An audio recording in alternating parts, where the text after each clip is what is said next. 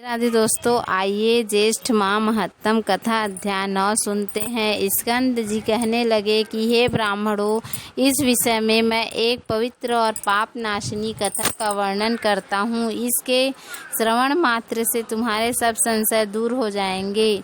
विंध्य पर्वत के उत्तर भाग में कीर्तिमान देवता अतिथि पूजक मेघावी नाम का श्रेष्ठ ब्राह्मण रहता था। गौतम कुल में उत्पन्न चंद्रावती नाम की उसकी स्त्री थी।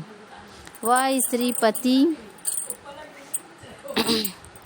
और सेवा में तत्पर रहा करती थी तथा गृह कर्म में लीन सदा प्रिय वचन बोलने वाली थी। मेघावी नित्य कृषि कर्म करता था और ब्याज की वृत्ति को करता था। बहुत दिनों तक संतान न होने के कारण वह मेघावी अत्यंत दुखी हो गया और अधिक चिंता होने के कारण स्मरण शक्तिहीन हो गया। निरंतर चिंतामान होने के कारण मेघावी को क्षय रोग हो गया। उसने रोग मुक्ति के कारण मणि मंत्र और औषधि के द्वारा विविध प्रकारों के उपायों को किया। इसके पश्चात मेघावी को दारुण गलत कुष्ठ रोग हो गया, जिससे वह ब्राह्मण श्रेष्ठ एक पक्ष मास में अधिक जीवन के विषय में निराश हो गया। देव तथा उसके अनुसार रोग को देखकर स्वयं भी उसका अनुगामी हो गया। मेघावी ब्राह्मण और उसकी स्त्री दोनों ही शीघ्र घर से निकलकर गंगा जी के तट पर चले गए और अपने हाथ में गंगा जी के तट पर तुलसी का वन लगाया और मेघावी की स्त्री अपने पति के साथ रहकर बहुत सारा समय व्यतीत कर दिया। जब सब पापों का नाशक ज्येष्ठ मास आया और ज्येष्ठ मास के नियम व्रत करने से नारद ऋषि वहाँ स्वयं स्वेच्छा से आए, तब विधिवत नारद ऋषि को प्रणाम करके तथा यथाविधि उनका पूजन किया और समय शोक मोह के कारण को भी निवेदन किया। शोक का कारण सुनकर प्रसन्नात्मा नारद जी उसकी स्त्री से अत्यंत हितकर वचन बोले कि पूर्व जन्म में इस ब्राह्मण ने मत से उद्धत होकर ज्येष्ठ मास के महात्म को अपमान किया था। इसी पाप से मेघावी पीड़ित हो गया है, इसमें संशय नहीं है। तुम इस पाप के दोष को निवारणार्थ आप ज्येष्ठ मास में व्रत करो, जो कि सुख सौभाग्य को देने वाला गौरी नाम से विख्यात है।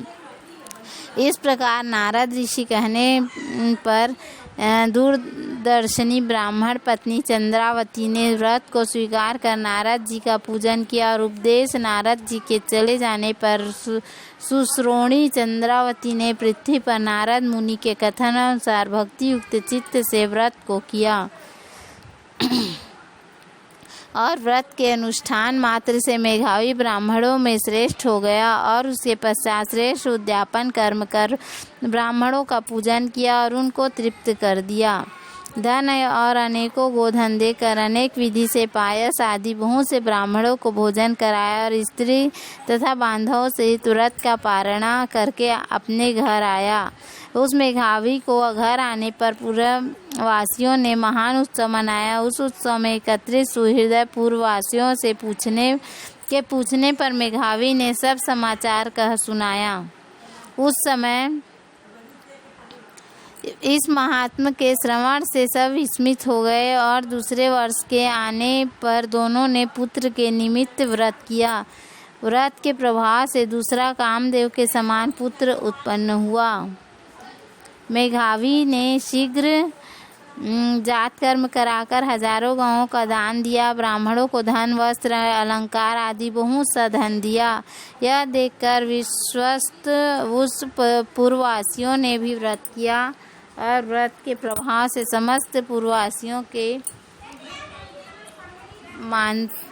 मानसिक चिंता शरीर रोग से रहित होकर सुखी हो गए।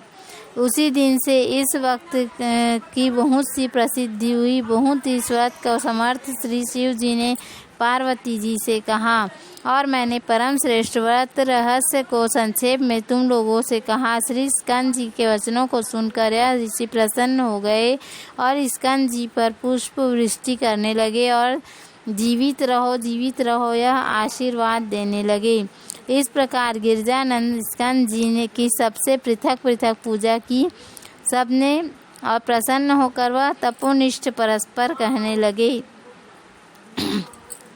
इस प्रकार विचार कर श्रेष्ठ ज्येष्ठ मास में स्नान अर्चन क्रिया को प्रयत्न से अपने विभव के अनुसार सभी लोगों ने किया।